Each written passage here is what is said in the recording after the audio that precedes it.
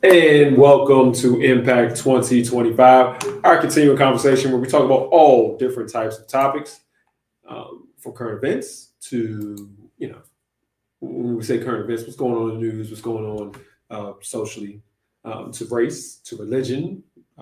Sometimes we even touch on politics a little bit there. So we talk about everything, and we talk about it from a Christian perspective. And so this is that opportunity in that place where you can come in, you can have that kind of conversation.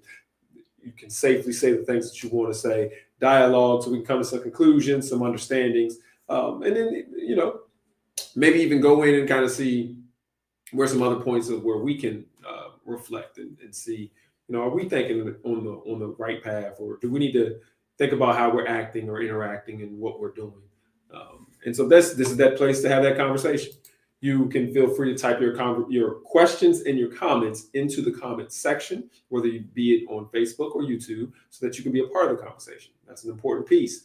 You don't want to just have opinions come one way. You want to have both ways. Have that dialogue. If you agree with something, if you disagree with something, if there is something that you just want to say, this is the opportunity to do so. If you have a question, put that in there. And so that's what we do. Facebook, YouTube, go ahead and type it on in there. It'll come up on the screen and we will address it. As always, I like to start off by just highlighting some of the offerings that we have here. There we go. At Imani, on Tuesdays, that's today at 7 o'clock, every Tuesday we have a time of prayer. And so everyone in the ministry prays in between 7 to 7:45. And so we offer or encourage you to come and pray with us as well. Not the whole time, but the time that you see fit, sometime between 7 and 7:45. On Thursdays, we have Thursday Thirst, our weekly Bible study. That's a very good time to come in here and be able to reflect and learn about the Bible. Everybody needs that. It's an opportunity to really just dive deep into the Bible. And that really sets us up for how we're supposed to live and act day to day. And then on Sunday, we have worship service. That is at 10 o'clock. That is Eastern Standard Time. That's Facebook, YouTube. And if you are in the area, we encourage you to come to the address that's on the screen. We are open. And so, Sunday, 10 o'clock. And those are the offerings that we have. Tuesday, Thursday. I don't know if I said what time Thursday was. It's 7 o'clock for Thursday Thirst. And then Sunday for worship service at 10. All right. Great.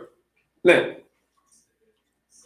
the biggest thing that's going on right now that some people are talking about, some people are not, depending on where you are, is tariffs, is the stock market, is what's going on in the country right now.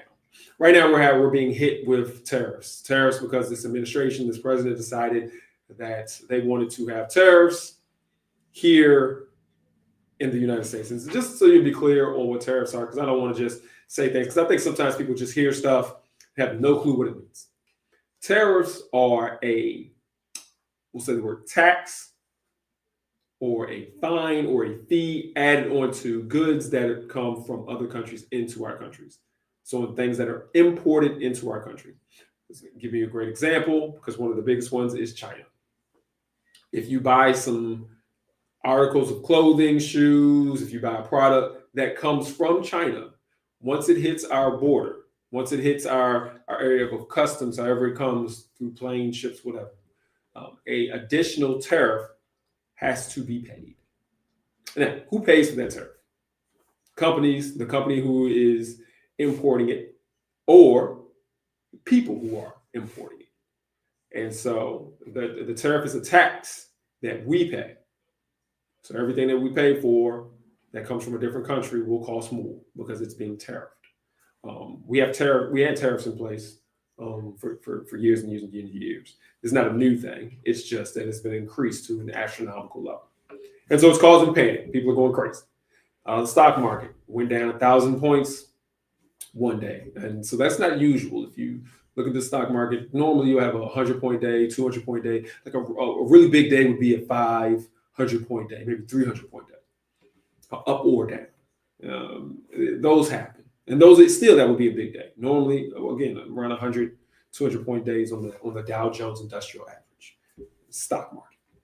Well, when the tariffs hit, or the notion of the tariffs hit last week on April 2nd, stock market went down 1,000 points, followed up by another 1,008, actually followed up by a 2,000-point day. We had an additional 1,000-point day down on Monday of this week. So you're counting this 1,000-point day, 2,000-point day. We had a 1,000-point day, but then it swung back up. And then today it swung up and down and all over the place. And so there's just been a lot of instability. Next thing that's coming on, people are talking about a recession. If you don't know what a recession is, that's just 2 periods of a negative GDP print. If you don't know what GDP is, that's the gross domestic product. Basically, what they're saying is the economy is in a downward position. So that's to kind of wrap all of that up. So the big news of the day is tariffs. The big news of the day is that we could possibly go into a recession, which means people will lose their jobs, which means the prices of goods may also significantly increase, and there may be bad times going on. And so I'll tell you, some of the supporters of the president started going out here and they started saying things like, well, you know what? Money doesn't matter. You know what? I don't even pay attention to my 401k. You know what? I don't even... if you just lose a little bit, you got to just strap on and be ready for a little bit of pain. No big deal. Now, most people who are saying this are very, very wealthy. They don't make $50,000 a year. They don't even make $100,000 a year. They make a really good amount of money. Most of these people. And so when they're sitting back saying, all right, we got to sacrifice, don't worry about it, it's not a big deal. It's a little different from people who live paycheck to paycheck. It's a little different from people who live in just, a normal job situation where you got a little money, you may feel comfortable, but it's not like I can absorb all of the prices going up where cars are now going to cost more money and things like that. Why is this an important thing to talk about when we're talking about the church? And so why is this important to talk about when we're talking about Impact 2025? Well, one is because this is one of the biggest stories that's going on. People are panicking. People don't know what to do. But then in another sense, there's a lot of people, it doesn't affect them at all, or at least not yet. Until they start to see the tariffs really take effect, they start to see the money go crazy in their bank account. They're really not going to pay attention to it. It really doesn't matter. A lot of folk don't pay attention to the stock market. A lot of folk don't turn on CNN and CNBC or MSNBC or NBC or ABC, any of the news things. They're not paying attention to what's going on in the world. So it doesn't affect them until it actually affects them, until they go to the grocery store and see prices are different, until they have to go, their refrigerator breaks and they have to buy a new one and they see how much the prices have gone up. So it doesn't affect them until that happens. And so a lot of people are just not paying attention. So why is this then why is it important if I can kind of ignore it and it doesn't do anything?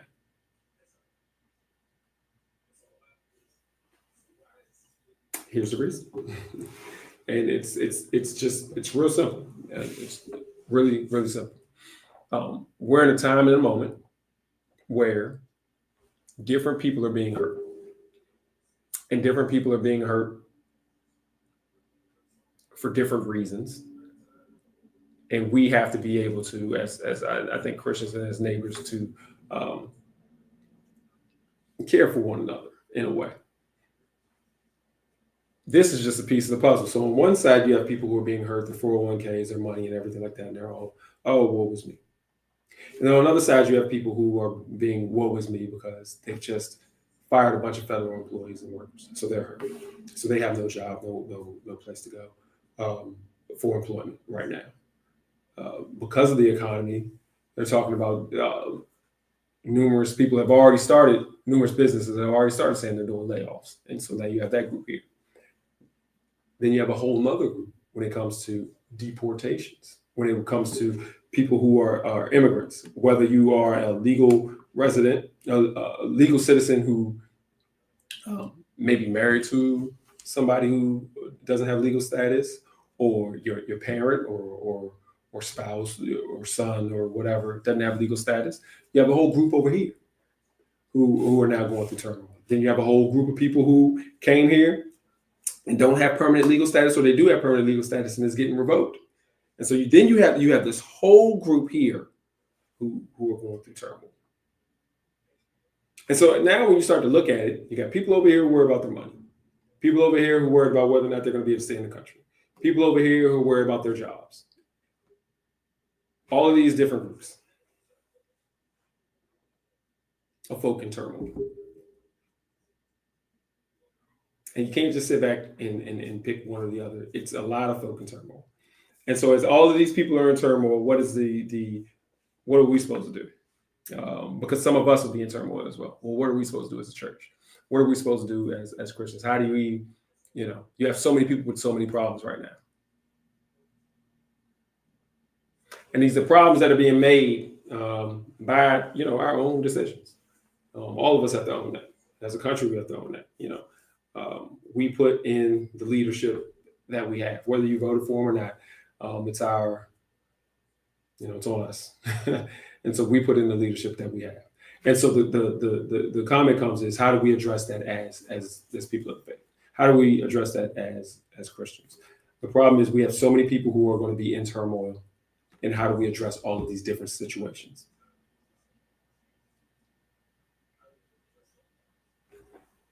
Well, this one is a little bit less, kind of like cut and dry, but it's for me, if I sit back and I look at, look around, I'm somebody who pays attention to the economy. I'm somebody who pays attention to what's going on with immigration. I'm somebody who pays attention to what's going on. And you see that there's this stress that is coming over folk, and it's this hair on fire mentality that's coming over. Whether you pay attention to one part of society or another, there's a lot of people who are sitting back here in turmoil. As the church, we have to be that place of comfort. In reality, when it comes to ICE, I'm going to say ICE, the immigration in this situation, legally, the church is a place of comfort, because some of these people who are undocumented, this is a place that they can come to. The churches are a place that they can come to for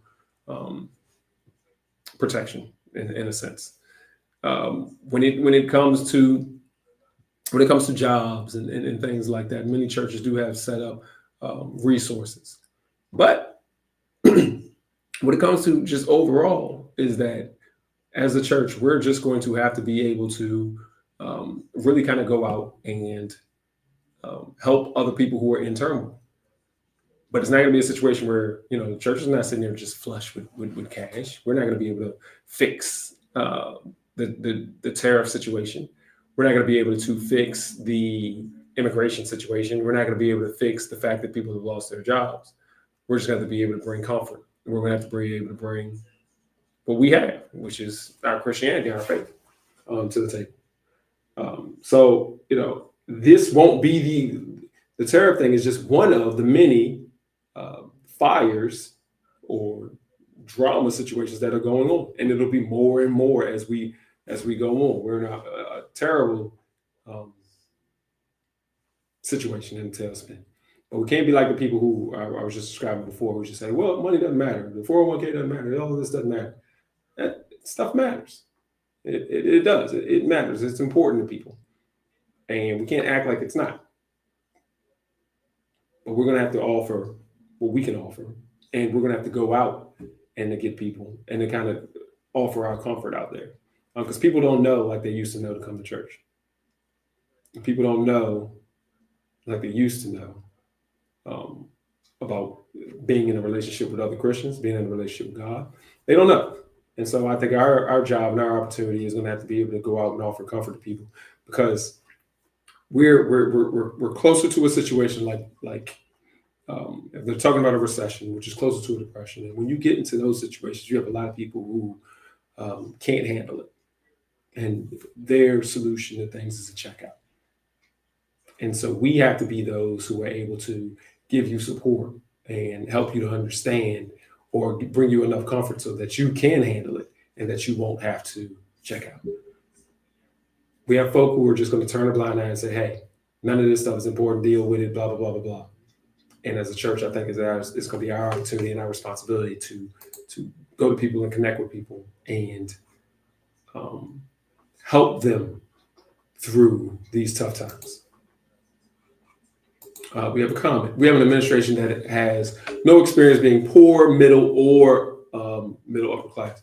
Yeah, we have a bunch of people who have no sense of reality and don't have an understanding of what's going on. And I think that they're pretty isolated. They're not even listening to what's going on as people are complaining and as things get rough. You know, you hear people make comments and they say things like, "Well, you know, the prices will go up a little bit, no big deal." Well, if you understood how most people deal with prices and how most people's budgeting and paychecks go when you're not flush with cash, a little change means a little change in prices of goods is a big change when it comes to whether or not I'm going to have to sacrifice something. Maybe the kids won't be able to play sports this year. Maybe we won't have, won't be able to go out to eat like we used to. Maybe we won't be able to get brand new clothes for the next season that's coming up. We have to do a little bit more, recycling of things. That little changes in the amount of money that you make. If you're not flush with cash, little changes like that have a significant impact on people individually, on our lives. And so you're right. I think the comment is right there. The administration doesn't have an experience with being poor or middle class. And so, again, that comes to us as Christians to be able to come out here and help people, because a lot of people don't have experience with being poor. It's funny. I was talking to a guy the other day, and we were talking about how you make meals when you don't got no money. You know, how you can make bread last and all of these different things. A lot of people, and we were talking about how a lot of people don't have a clue how to do that. A lot of people don't understand how to make it through the struggle.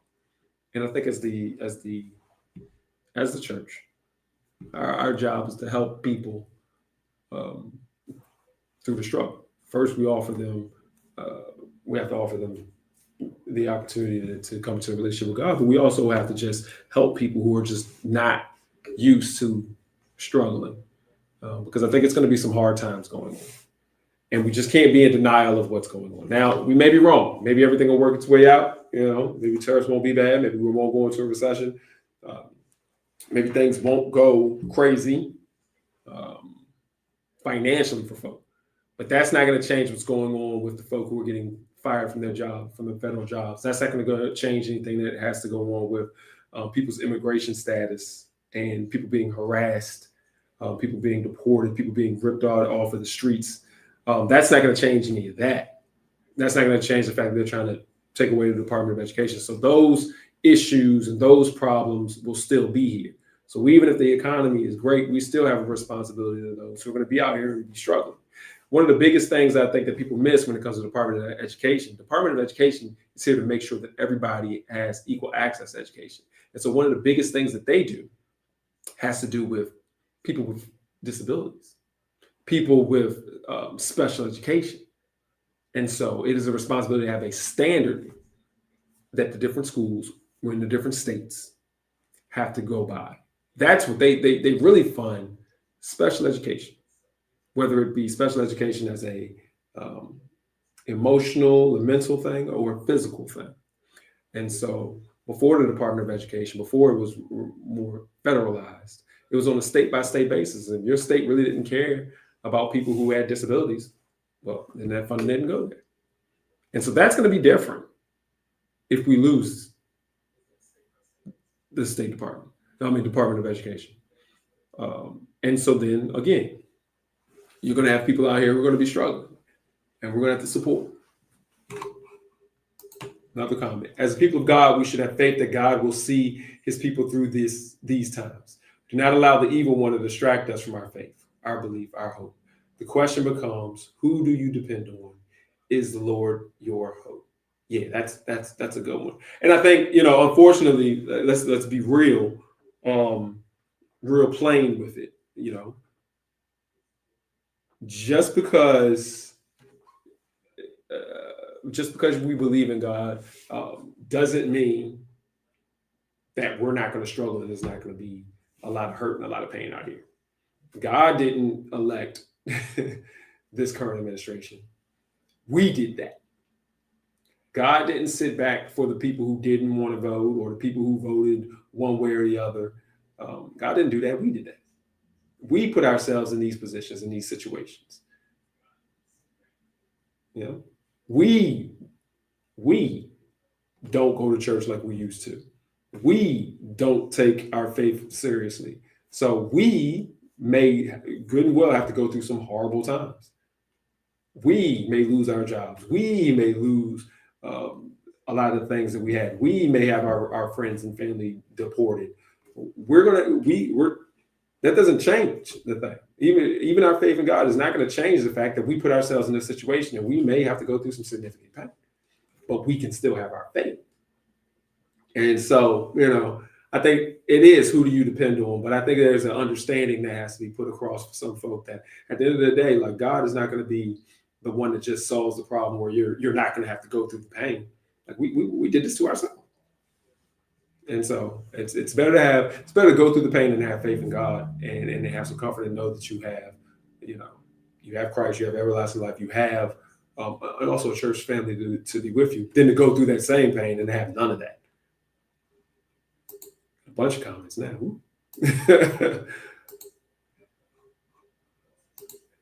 All right, here we go. We need to look at the church of Acts 2. There was not a needy one amongst them. Yeah, and we come together so that we can support one another. And if you go to one of these churches and you're in need and they're not really supporting you, you may need to try to find one that will support you and help you. Because it shouldn't be somebody needy amongst us.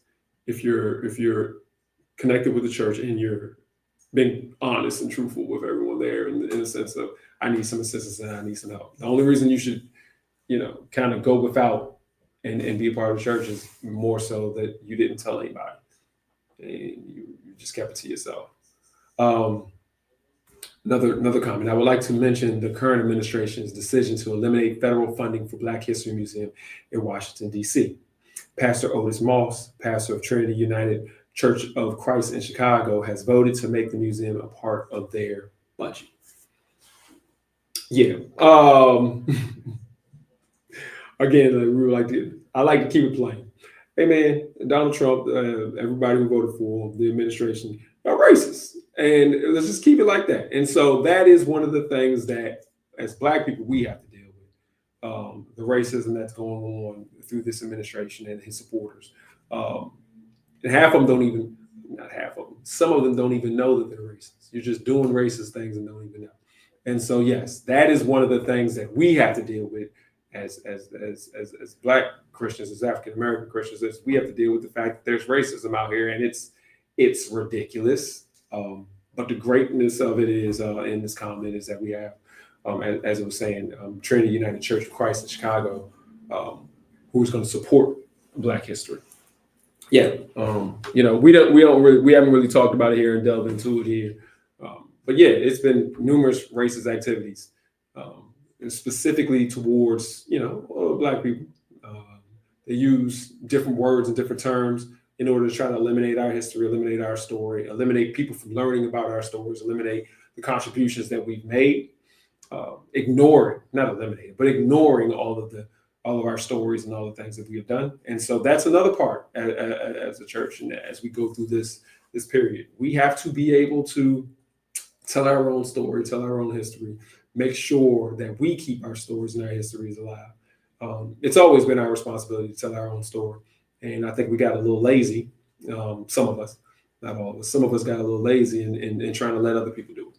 It's like they got it. But in reality, we need to be telling our own story. We need to be telling our own history. Nobody knows it better than us. And so this is just an opportunity to do that. At the end of the day, it would be nice if the government would throw some money towards Black History Museum, but that's our responsibility, and we should support our own history, because then we have total control over the story. We won't be forced to put people who don't belong in the Black History Museum. I could think of one Supreme Court justice right now. And so now that's going down a different path. But yeah, no, I think that it is good in a sense that we now have to take responsibility for our own. And that means we have to take responsibility for our own. So not just Trinity, Trinity United Church, but all of us need to put it. We all need to try to put in, and it's going to be a lot more things that we have to support. And so we need to make sure that we support what's important.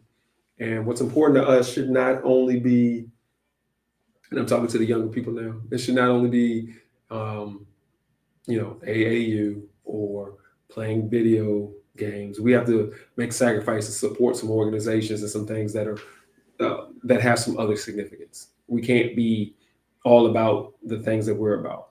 And so the only thing, you got a little bit of extra money, and the only thing you can think about is to put it towards yourself and your family and what you like. Then it's not being part of the greater good, and you're not sacrificing for what we need. And so we all have to sacrifice a little bit.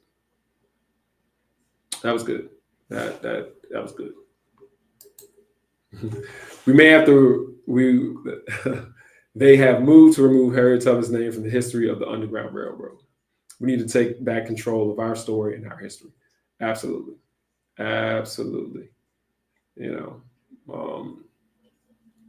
It's our story and it's our responsibility, and that's what it comes down to.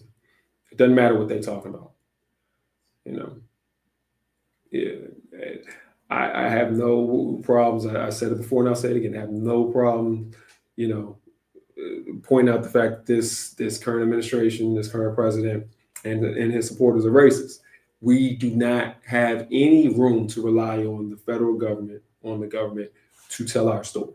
Because even if they wanted to, we don't need to allow racist people to tell our story. And so, yeah, they're going to do a bunch of things. They were taking Jackie Robinson's story out of the Defense Department. Even though Jackie Robinson's a baseball player, he served in the Army. And so they wanted to remove his story. They just want to remove everything that we've done. And so but it's not their responsibility. It's not their job. Yes, they should put the full story in here. But hey, if they want to erase us, we have to make sure that we do our own thing, and we have to make sure that we tell our story. It is our responsibility. And to any Black people who think, that it's their responsibility, you're fooling yourself. If you think that they can do a good job of telling our story, you're fooling yourself. Because that's not what it is. I'm not Native American, and I would do a poor job of representing the Native American story. And they wouldn't ask me to.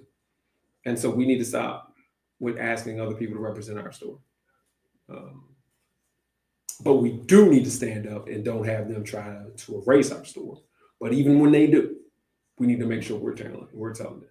So we don't let them do what they're doing, and we just stand down and let them do it. But we fight back, but we also have to take responsibility for our own story, our own narrative of who we are. All right. That changed. We went down a different path there.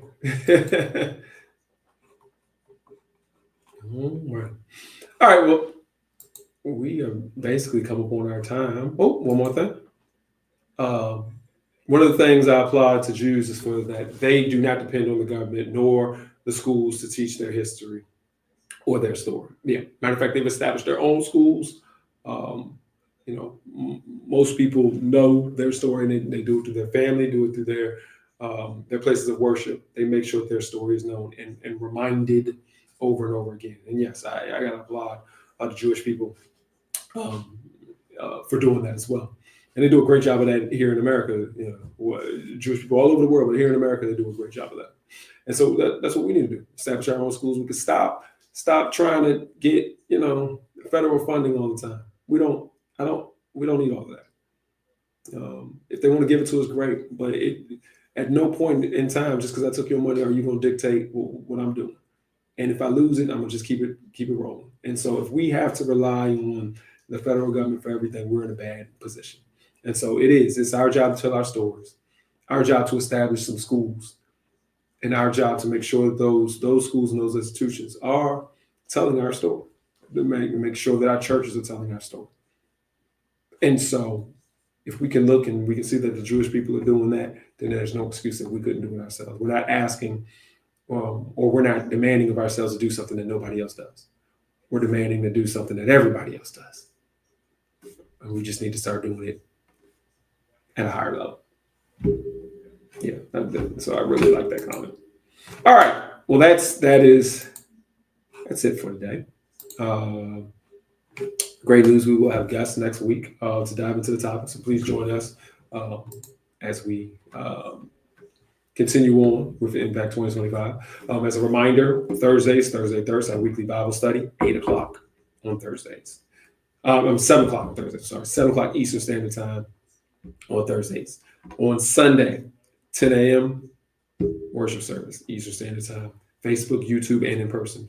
And on Tuesdays, we have prayer at 7 to 7:45. So please join us for that.